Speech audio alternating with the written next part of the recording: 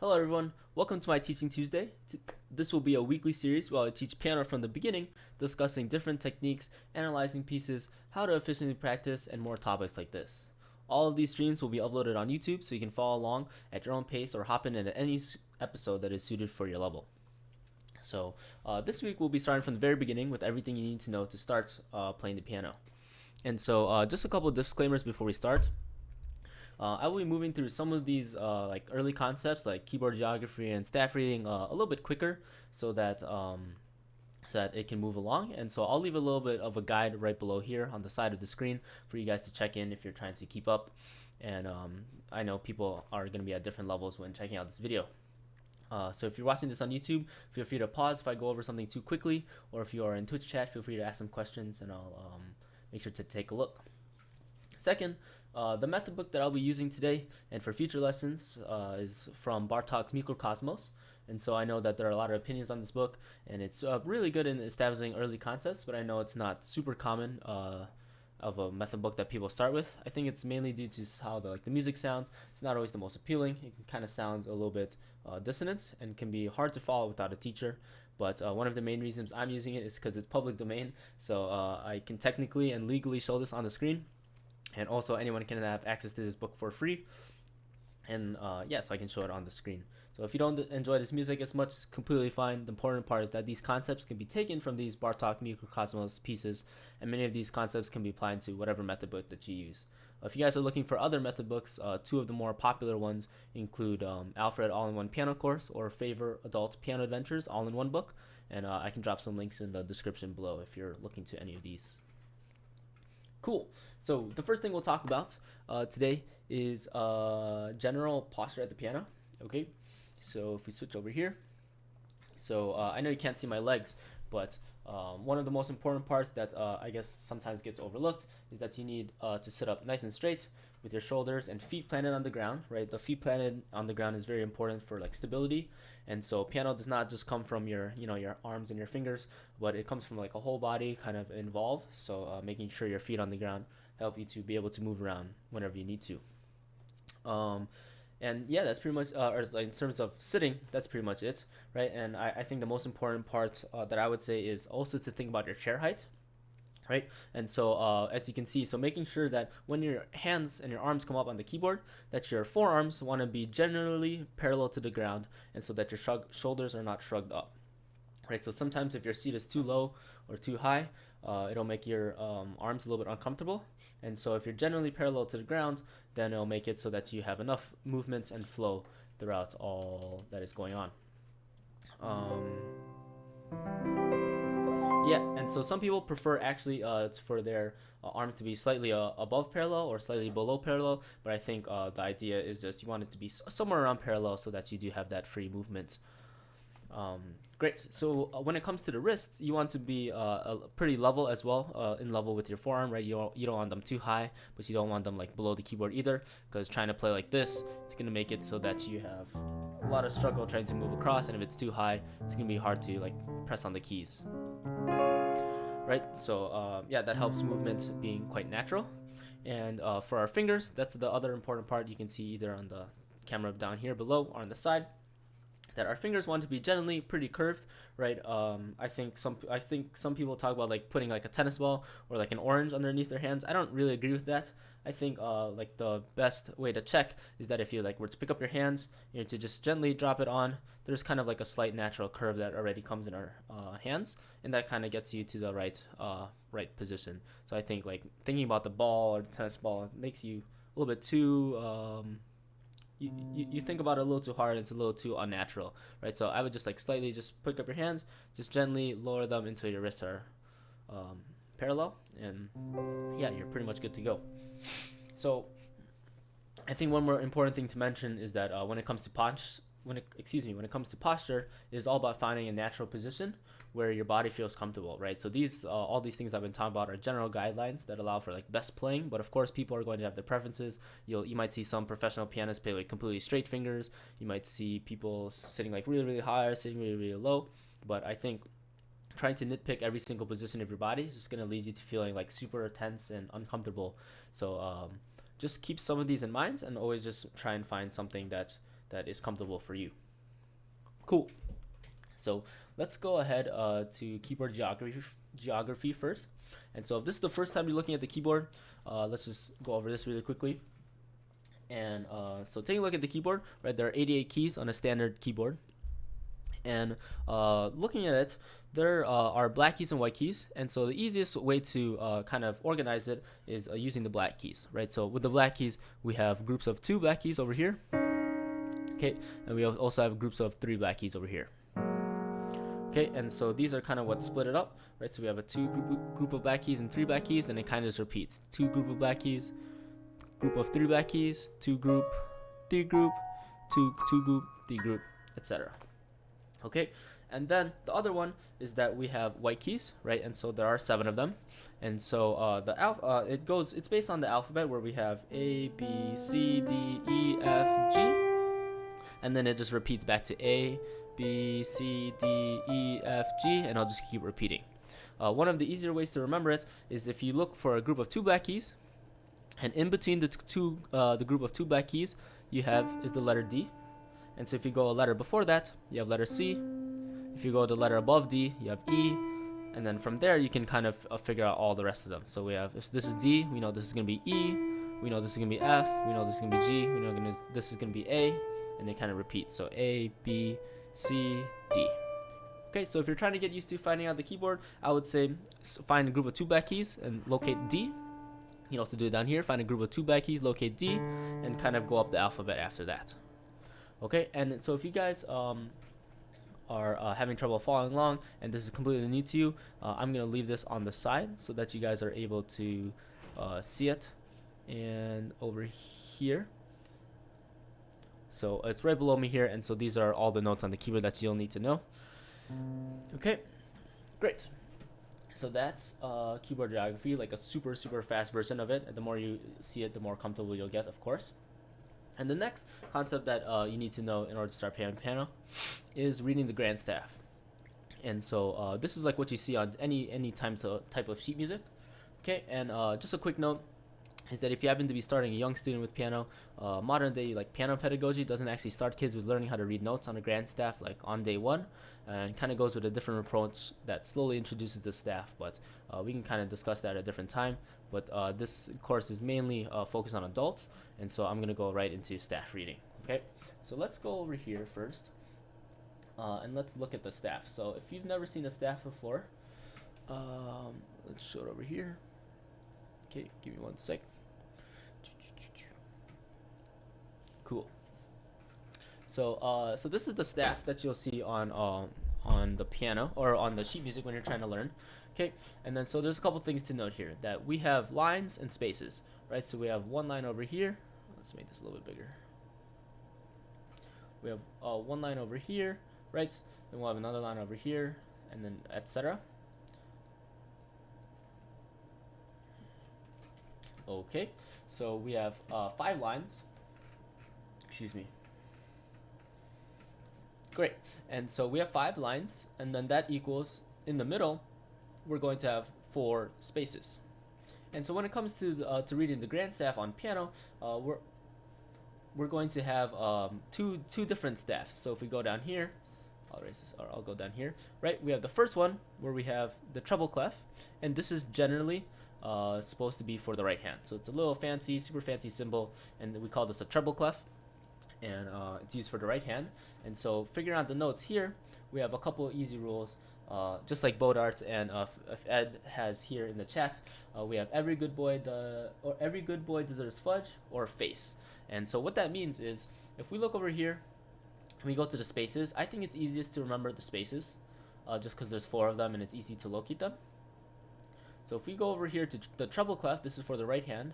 We have these 4 notes on 4 spaces, and here we can use the word face, spelling up, going up into our spaces, to figure out all of these notes.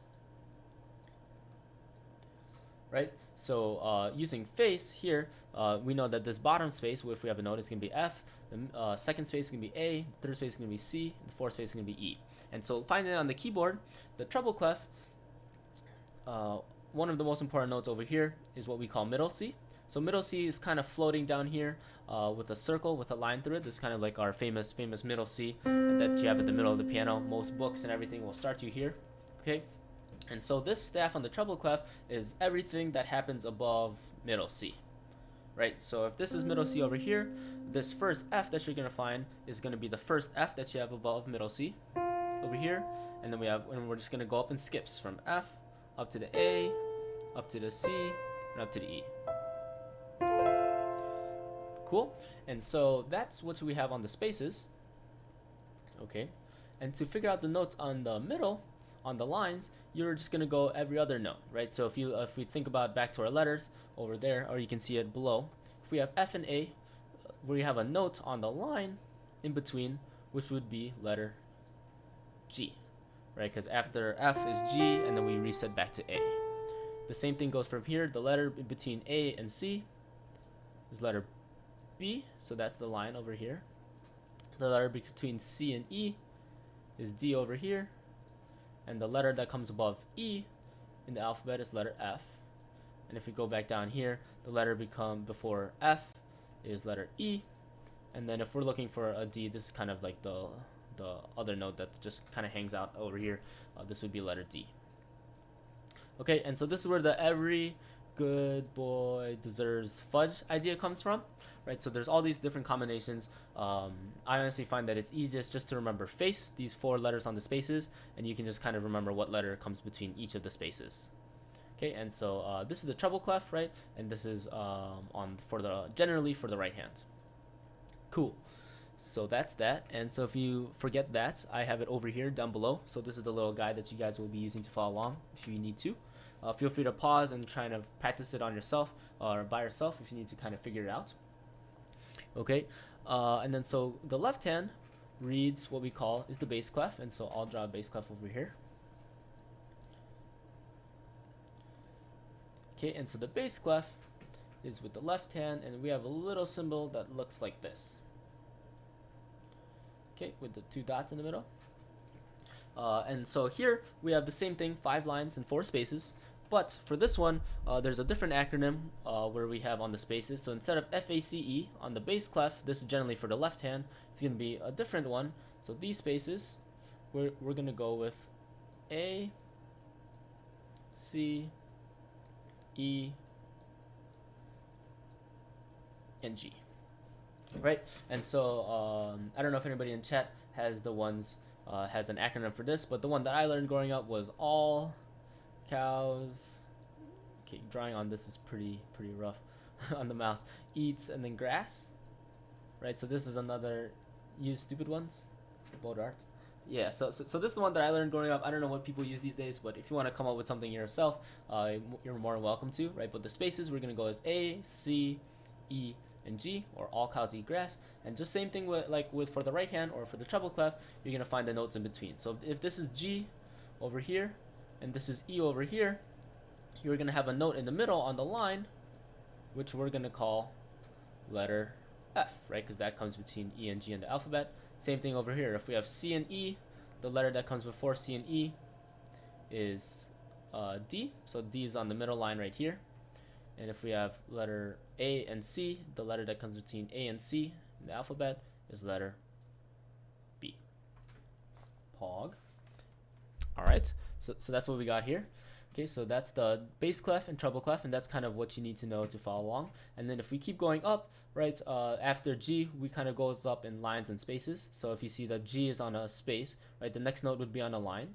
So the note that comes after G is letter A, etc. And so if we know that this is letter A down here, if we know that this is space, the next note is going to be on a line.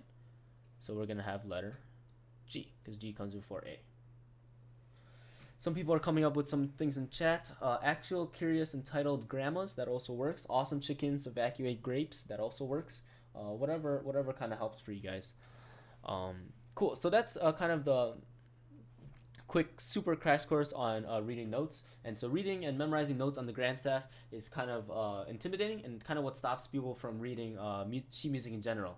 But I promise that it really does get easier, and there's also ways that we will discuss in this course that makes it significantly easier to kind of read these notes.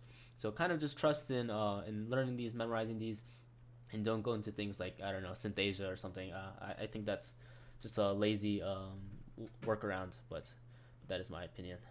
Okay, so good. So let's and then here for the bass clef, if you need it, once again, it's down below. Feel free to pause and wait, or and go over it yourself if you need to before we move on. Okay, cool. So going into our work or our method book for today, we're going to, like I said, work into Bartok's Mikrokosmos. So let me show this. Cool. And so yeah, so this is by Bela Bartok, right? So it's called Bela Bartok Mikrokosmos. It's 153 piano progressive pieces. And so it's 153 of them. They're separated into 6 books, right? And so the first book, the one that we're going to look at today, is book number 1, which covers exercises or piano pieces number 1 through 36. Right, and so these 36 sounds intimidating, but they're pretty short, and they go by and they progressively get harder and harder. So it gets, it's really not too bad.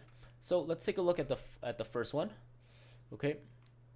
And so the first one, since seen Mikrokosmos, yeah.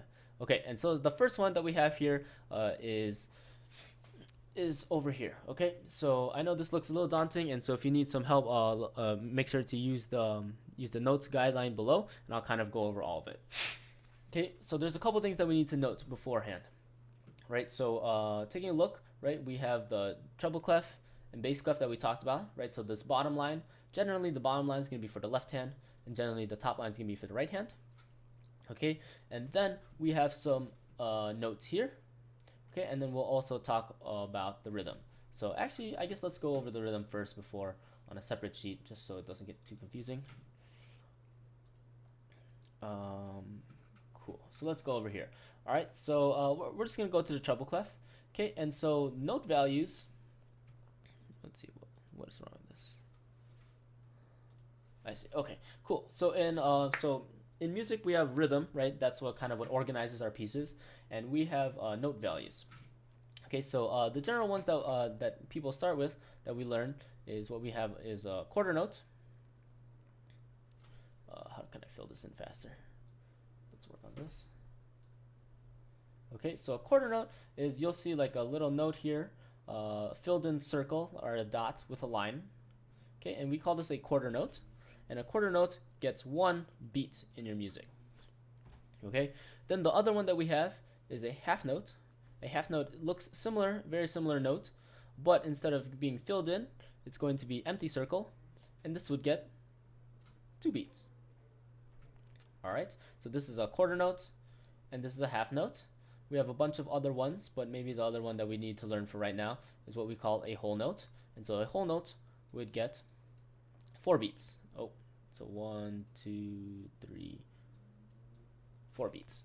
So for example, if we were to have a couple quarter notes in front of each other, so if we would have quarter note number 1, quarter note number 2, quarter note number 3, and quarter note number 4, right? And these all get 1 beat. We would just say 1, 1, 1, 1. If this was on the treble clef, for example, we would just play it as letter F. We would just have 1, 1, 1, 1.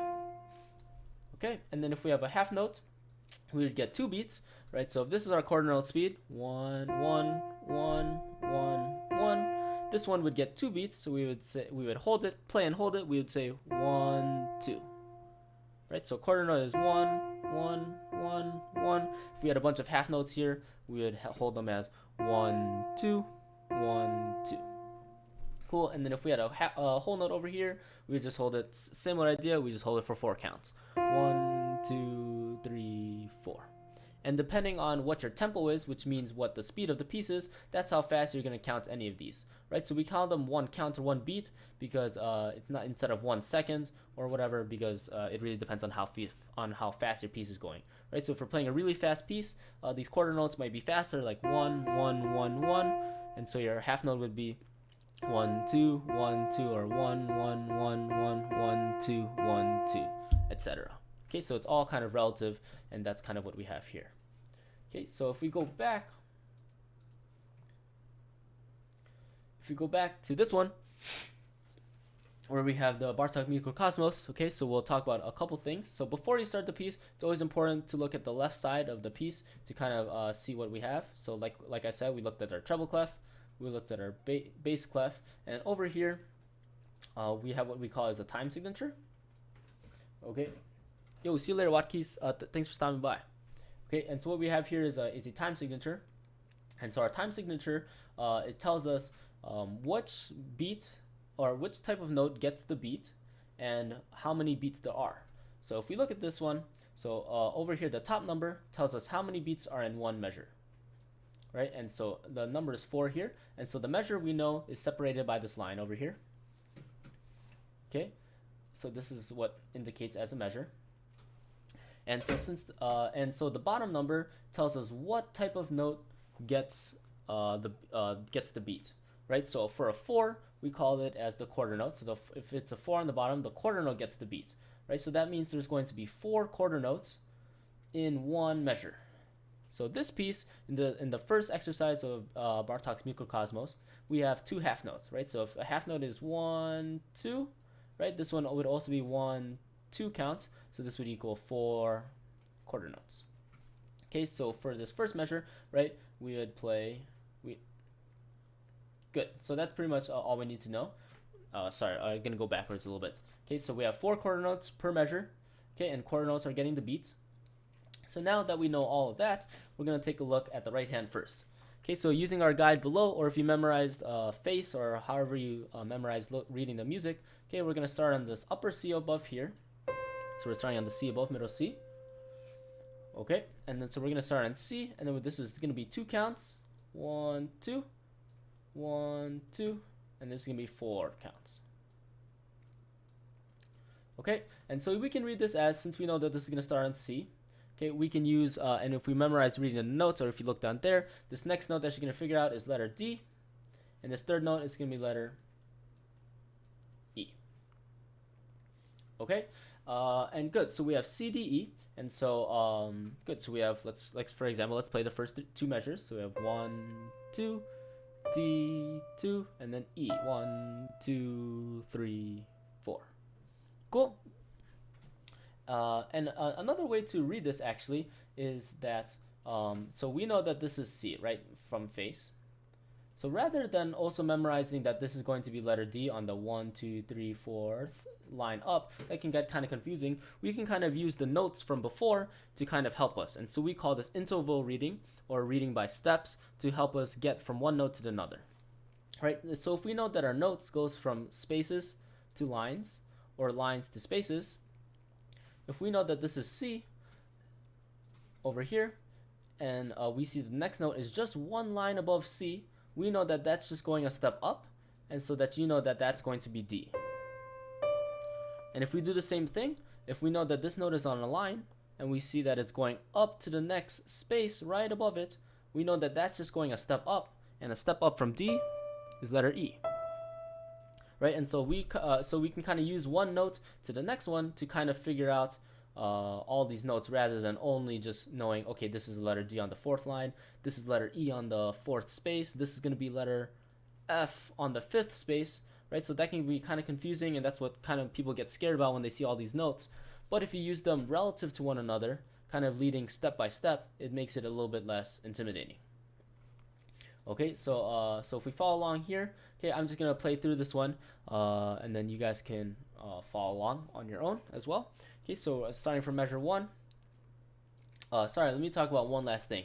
Okay, and so here we have finger numbers. Okay, so if you're not familiar with finger numbers on the music help us to figure out which finger to use in order to perform the piece. So you see a number 1 over here, and so for our fingers, our thumb is always going to be number 1, and then it goes up as we get to our hand. So if our thumb is number 1, our second finger is number 2, our middle finger is number 3, our ring finger is number 4, pinky is number 5.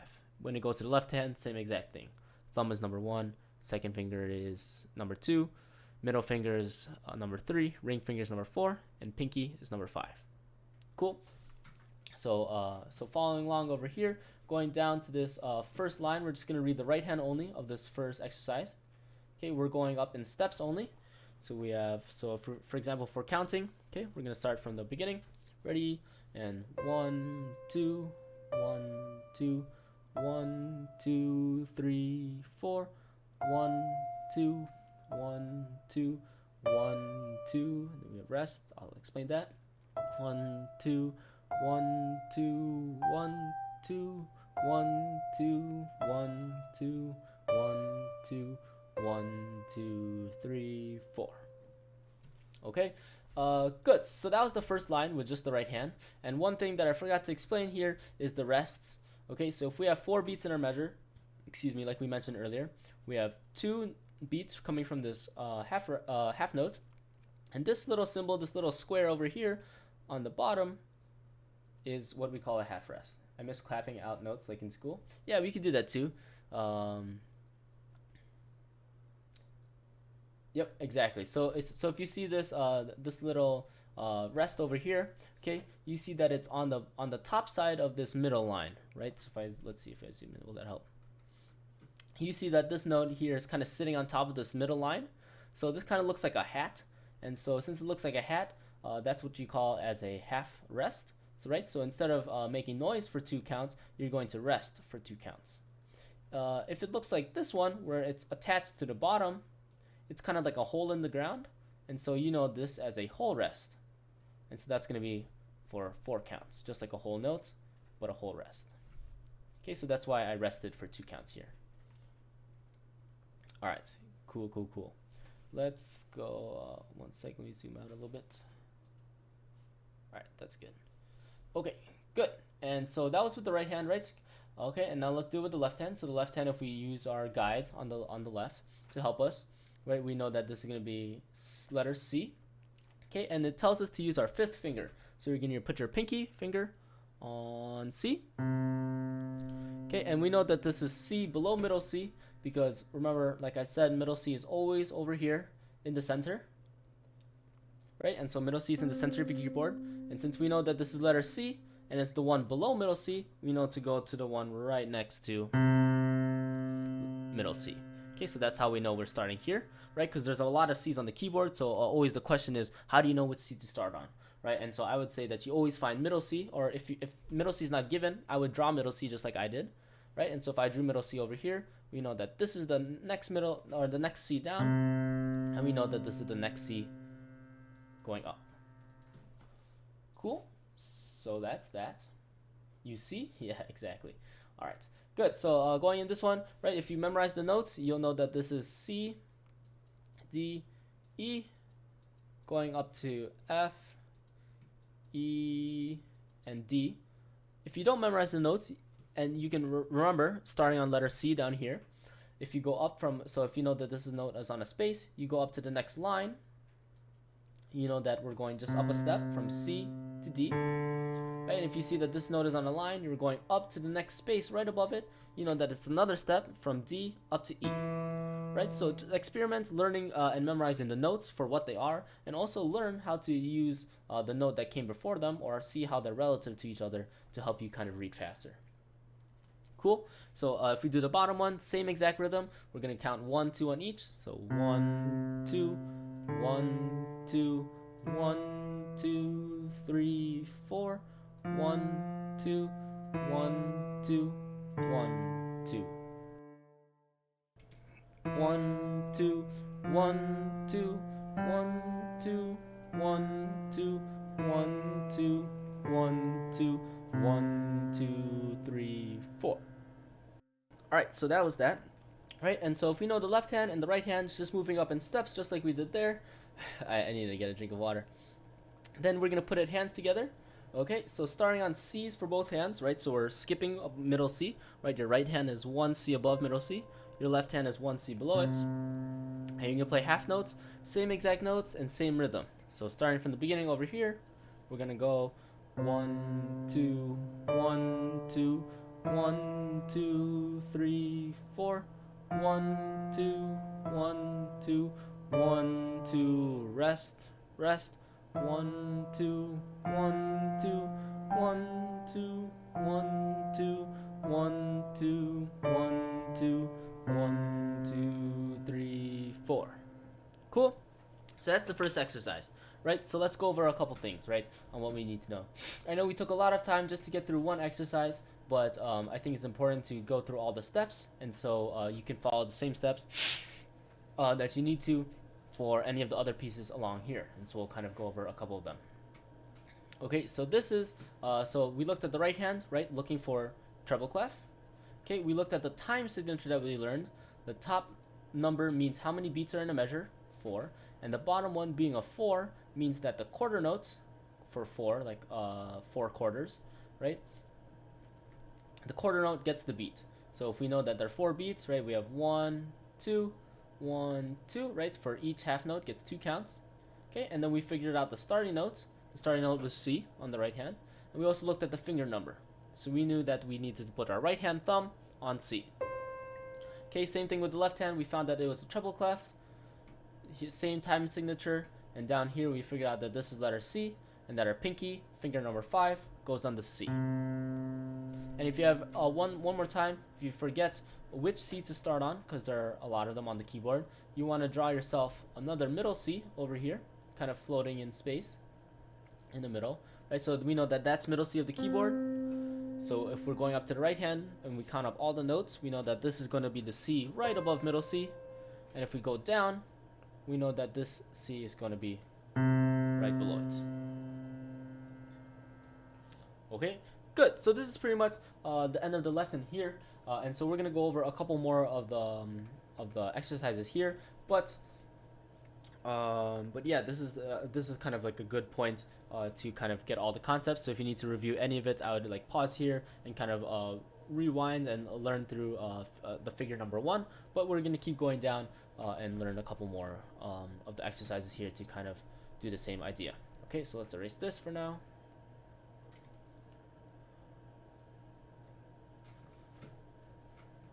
Okay, so this one we finally have quarter notes. Okay, so let's do the same thing. So we always want to look at the left. Okay, so we have treble clef again. We have 4 on top, which means 4 beats per measure. We have 4 on bottom, which means that we have quarter notes get the beat. Awesome. Next step, we're going to look at the starting notes. Okay, the starting note is going to, if we count up our letters, F, A, C, using face, we know that our right hand starts on C, and that our thumb, finger number 1, is going to start it.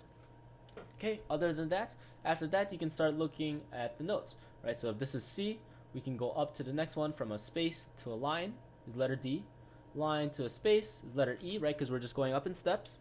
Okay, and then here we're going to go down, right, from space down to the line, we go down a step. Okay, and then so we kind of use that same idea to get through the whole piece, right? Or you can, like I said, memorize all the notes on the staff and kind of use that as well as the way you read. Okay, so going over this one, we have quarter notes gets 1 beat each. 1, 1, 1, 1, 1, 1, 1, 2. Okay, and so let's go over this one. So with the right hand, so let's try it. So if we got 1, we have 1, 1, 1, 1, 1, 1, 1, 2. Now going down, 1, 1, 1, 1, 1, 2, 1, 2. 1, 1, 1, 1, 1, 1, 1, 2, 1, 1, 1, 1, 1, 2, 3, 4. Okay, good. And just as a reminder that this is the end over here. Hey, what's up, J-Bao, who entered the chat. J-Bao, you're here for the lesson. Nice to see you. Yeah, great. So I know that this can be a little bit confusing, and I kind of just read through it. So you can either follow along with my fingers, but what I would really recommend is that you kind of see direction. Right. So if you go over here, right, we see that the first 3 notes are moving up in steps, right? Because like we talked about, space to line is a step, or a line to a space is a step, right? And a step on the keyboard is just a note right next to each other. Okay, and so reading direction really helps you organize and kind of follow along. So we see that we started on C, we're going up 2 notes, and then we're going to go down a note, and we see that it's going to go up 3 more notes. So you can kind of think, if I know that I'm starting on C, I'm going to move up 2 notes, 1, 2, I see that I'm going to move down 1 note, and I see that I'm going to move 3 notes up, 1, 2, 3. So I just landed right here. For example, if you didn't know any of the note names and you just knew this one starting on C, you were still able to figure out all the way over to here. right? So the trick when it comes to reading is about the combination of reading the individual notes and also finding the directions and how it's relative to the note beforehand, which helps reading so much faster. Right, when we get to know like passages that have like a million notes on top of each other, of course we're going to read each individual one, but it also helps to see which direction they're going to help you learn it faster. Right, so if we end over here at letter G and we go down, we see that we're going down from G 1, 2, 3, 4 notes. Okay, so if I just start on this G over here one more time, 1, 2, I'm gonna go down 4 notes, 1, 2, 3, 4, and I already landed right here without even thinking what notes it is. Right, then we go up to here. I know I'm going up 1, 2, 3 more notes. Okay, don't forget your rhythm over here. So starting on this C, we have C, 1, 2, 1, 2, going up again, 1, 1, now going down. Now going up, 2, 1, 2, 3, 4. Sorry guys, I don't know why I got a Facebook message. Alright, good. So that's our direction, right? So that's what we call directional reading. And so this is why I'm looking only at the right hand is because the left hand in this book is the same exact notes as the right hand in the beginning. So we call this unison. So we call it unison where we have both the right and left hand doing the same thing. Okay, but let's take a look at the left hand just in case. So the left hand over here, using all cows eat grass, right? We have A. We know that C is the second space, so that our left hand is going to start on C. We know that 5 is our pinky, so we're going to use finger number 5 on C, and we're going to do the same thing. So let's do a directional reading, right? So if we start on C, we're going to go up 1, 2 notes. We're going to go down 1 note, and then we're going to go up 3 more notes. So 1, 2, 1, 1, 1, going up 1, 2, 3 notes. I'm going to go down 4 notes. 1, 1, 1, 1. Going to go up 3 notes. 1, 2, 1, 2, 1, 1. Up again, and then I'm going to go down. 1, 1, 1, 1. Up. 1, 2, 1, 1, 1, 1, 1, 2, 3, 4. Okay, good. So that's a little bit on how to read and how to use directional reading to make it a little bit less intimidating when trying to read sheet music. Okay, so let's go to the beginning. So I'm just gonna play it straight through. Okay, so I'm gonna play it straight through now without any interruptions here on both hands. And so I would always recommend trying to play it hand separately first, so that you can really make sure that you got it right with each hand, and then you can kind of put it hands together. Okay, so I'm gonna erase some of this so it's less cluttered. Okay, so let's find our starting note. So your right hand is gonna be on the C right above middle C. Your left hand is gonna be on the C right below middle C. Okay, and then let's go up. So we're gonna go 1, 1, 1, 1, 1, 1, 1, 2, 1, 1, 1, 1, 1, 2, 1, 2, 1, 1, 1, 1, 1, 1, 2, 1, 1, 1, 1, 1, 2, 3, 4. Okay, great. Yeah, so that's pretty much it, right? And then so one thing that I want to talk about really quickly before we go on is just a little bit more of the technique stuff, right? So if I switch camera, you guys won't be able to follow along on the screen, but if you guys remember and you have the Bella Bartok Mikrokosmos in front of you, this is going to be finger number 2. Okay, so if we move to our side camera, right, we're talking about our posture that we talked about, right? We want to sit up, our feet on the ground, our hands are going to be relatively parallel to the ground, okay? One thing that I want to take a look at is that when you're playing with your fingers, that you're not straightening out your fingers like this. And so a bad thing about straightening out your fingers when you play like this is that it's going to be very hard to play fast. I don't know if you can see my finger maybe on the side. If your fingers are really flat like this, it's going to be really hard to play fast, right? Your fingers are going to be all locked up. Okay, so what we want is that we want this knuckle right here above our fingertip to kind of be still bent. So we want it to still be bent so that we're able to move, right, at a faster rate. Okay, so make sure when you're trying to play, especially with these early exercises, that we're gonna go making sure you're paying attention to your fingers, that they're staying bent at the knuckle there. 1, 1, 1, 2. So staying bent at the knuckle, back straight, arms relatively parallel to the ground. Your wrists not going to go too high like this, not going to go too low like this. Wants to be just nice and even. 1, 2, 3, 4.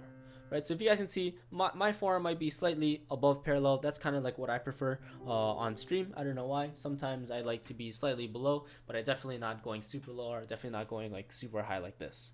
Okay, so that's just a little bit note on technique. Make sure that you keep your fingers, this knuckle right above, above your fingertips, that this is staying curved throughout, so that when you start to play faster pieces, you're gonna be able to keep up, rather than if your fingers were to be like locked out like this.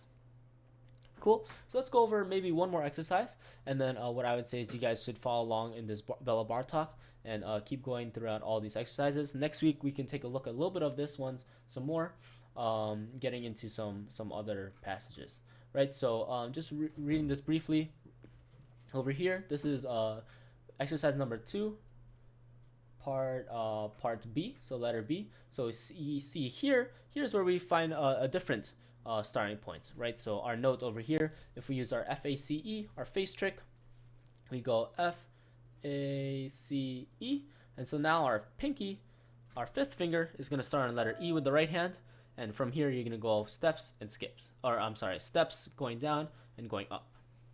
Cool. And so I won't play through this one. I'm going to skip to a bottom one to talk about a little bit more of a different concept. Okay, but the same thing as you guys go through all of these, you're going to find the notes. You can use the guide below. You can pull up a guide next to you, or you can kind of remember some of these tricks, okay, to help you. So this is FA, for example, and then this is going to be, so if this note's starting on a line, right, let's use our trick over here. So with the left hand, we learned all cows eat grass. So if we know the top space is letter G, and we have a note that's right on the line right above letter G, we know that we're going to go to letter A. We have a step above. Okay, so both hands going to start on A for this 1, 2, 3, 4, and then you're going to do the steps, etc. Okay, cool. All right, so let me zoom out one more time so we catch the whole thing. And let's go to a slightly different concept. So over here, and why Bella Bartok's Mikrokosmos is really good, as you can see, the beginning, all in these very simple positions, and it kind of puts you to different positions, right? So exercise number 3 puts you all the way down here, right, with your 5th finger starting on A.